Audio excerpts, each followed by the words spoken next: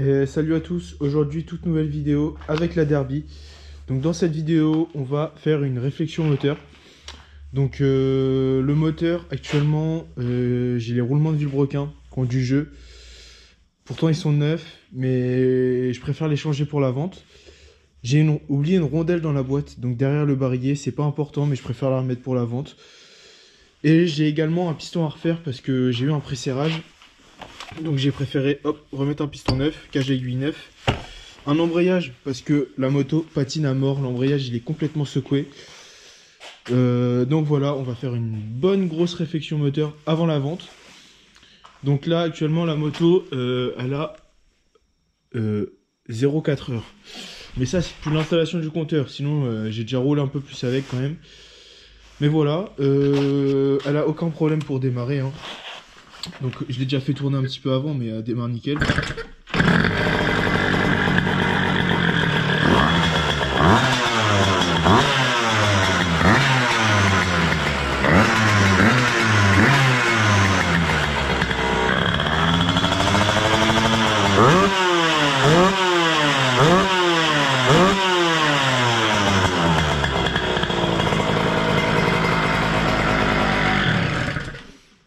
Donc voilà, comme vous avez vu, elle tourne nickel. Je précise, avant qu'on vienne de me critiquer, la moto était chaude. Hein.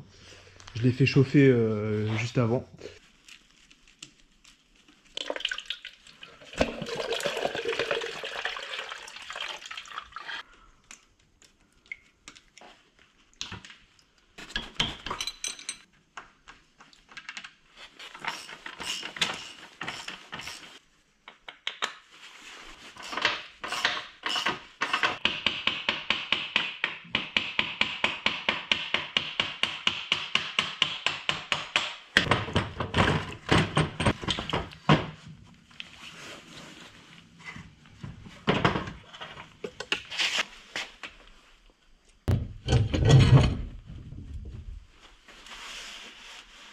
Le bloc est sorti, la moto est dégueulasse.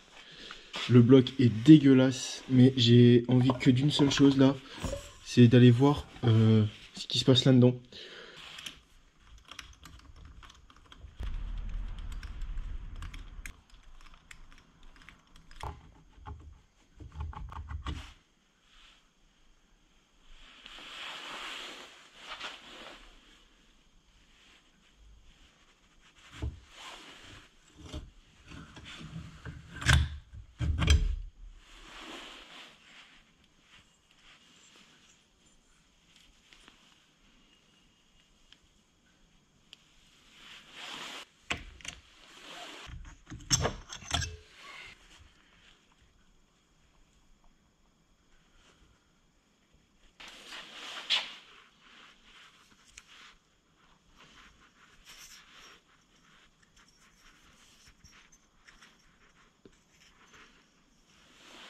Et voilà, le bloc est démonté, enfin le cylindre piston s'est démonté.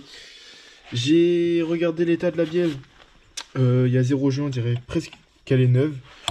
Au niveau du piston, c'est pas le cas. Je sais pas ce qui a pu le bouffer en haut comme ça, on dirait une cage à aiguille qui a explosé. Sachant que la cage à aiguille de la tête de bielle et du pied de bielle, les deux sont nickel. Ensuite, on a un serrage presque aux 4 coins, il manque juste le 4e coin, donc celui-là. Donc c'est, hop, le piston est comme ça, donc c'est ce coin là, je sais pas ce qui peut être dû au serrage là. Mais enfin bon, le piston il est mort. Au niveau de la culasse forcément, bah, on retrouve les mêmes traces. Donc je vais racheter une culasse neuve, hein, ça c'est sûr. Ça coûte 40 €, donc pour le prix, je vais remettre une neuve, au moins je serai sûr. Et au niveau du cylindre, franchement, il y a des traces, mais on sent vraiment rien. La plus grosse trace, elle est vraiment là. Mais je sens rien au doigt. Donc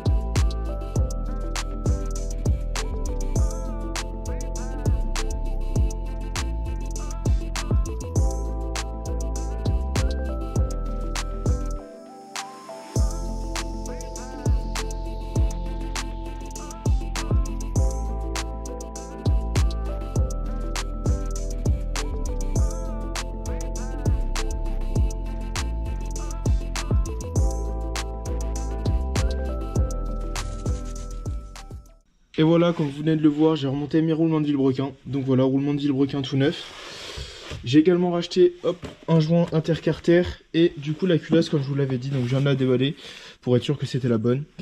Donc voilà, la culasse toute neuve, les joints tout neufs. J'ai aussi une bonne nouvelle. Le vilebrequin, j'ai voulu mesurer la course. Voilà, parce que le vendeur m'avait dit que c'était un 86. J'avais mesuré la course, j'avais trouvé que c'était un course 39, donc un 80. Donc j'étais parti sur le fait que c'était un 80. Mais en fait, je savais pas trop comment mesurer la course. Et donc j'avais cru que c'était un course 39. Et là, j'ai voulu revérifier un peu comment mesurer une course pour un autre vilebrequin. J'ai pris celui-là parce que du coup il était démonté. Je l'ai mesuré avec du coup la bonne technique cette fois-ci. Et j'ai trouvé un vilebrequin course 44. Donc en fait, ça fait un 86 et pas un 80 comme je faisais que de le dire. Donc en fait, la Derby est en 86 top.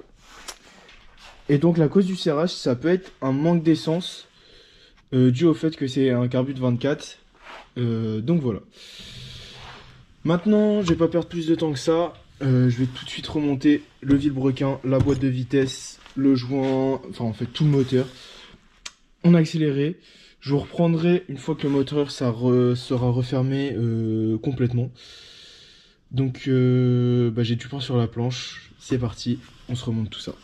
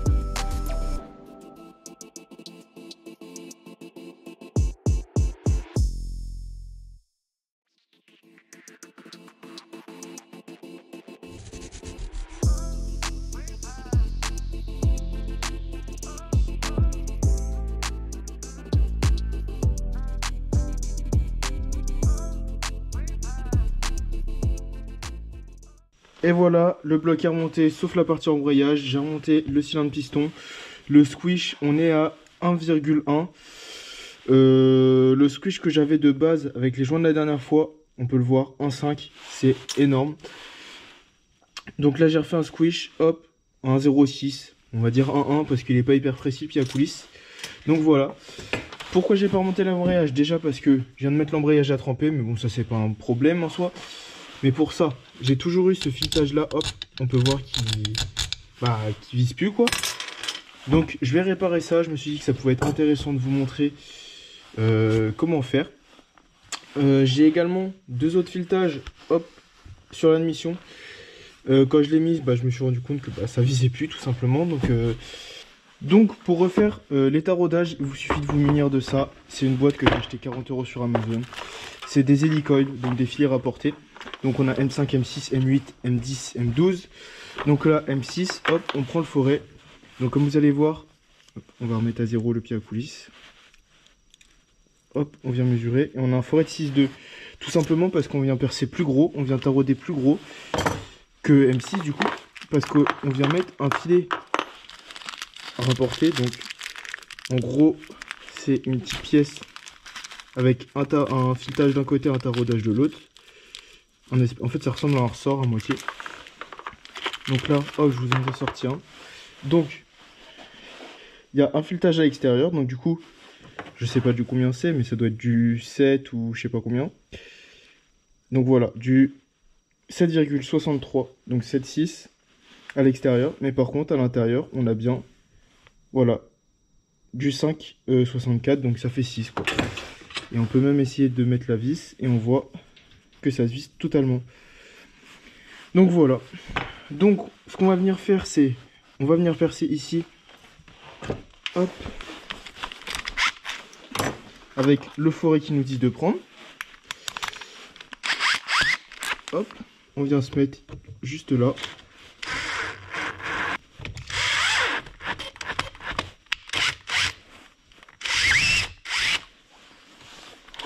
Hop.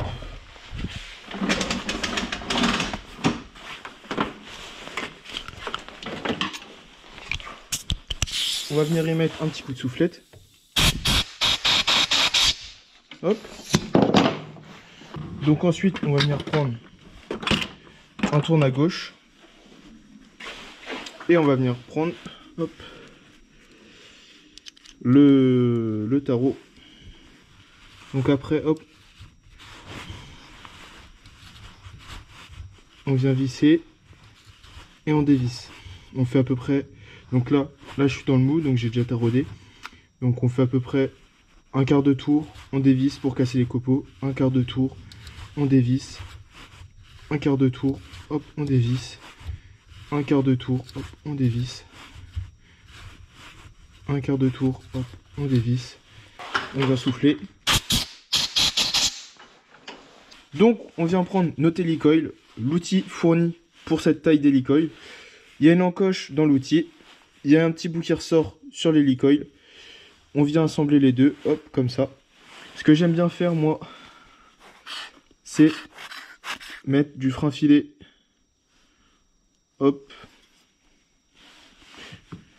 comme ça. On est sûr que quand je vais dévisser ou visser la vis, c'est pas l'hélicoil qui va bouger.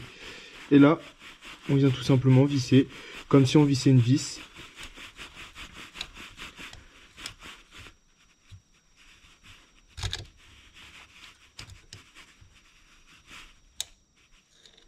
Donc ensuite, on vient prendre cet outil, on le met, hop, dans le fond, et on vient taper avec un marteau. On vient tout simplement casser le petit bout qui est ressorti pour pouvoir le mettre dans l'outil. Donc maintenant, on va venir souffler pour sortir le petit bout. Hop, il est ressorti. Et voilà, l'hélicoil est posé, c'est nickel. J'ai également posé 3 hélicoils à l'admission, donc ici, ici et ici. J'ai fait une vidéo tuto mécanique du coup pour poser des hélicoils sur TikTok. J'ai mis le bloc piston, on va directement pouvoir repasser à l'étape du remontage du moteur. Donc il me reste uniquement la partie embrayage à remonter, ça devrait aller assez vite.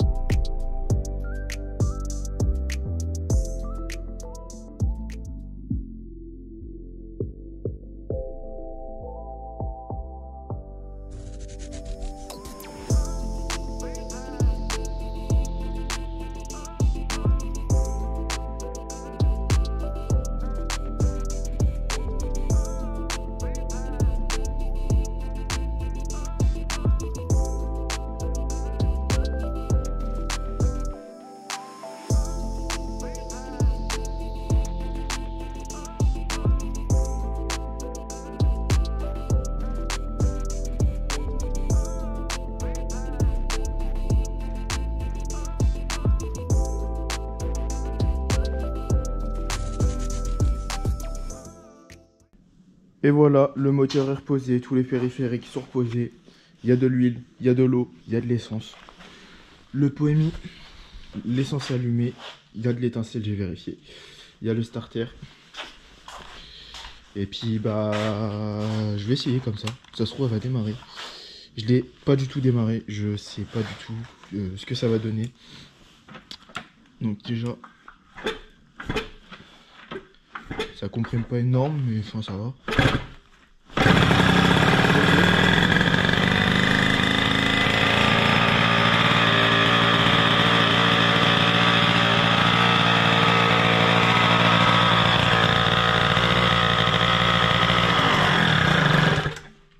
Ok. Et bah elle a démarré direct. J'ai enlevé le starter et elle a calé, donc on va redémarrer.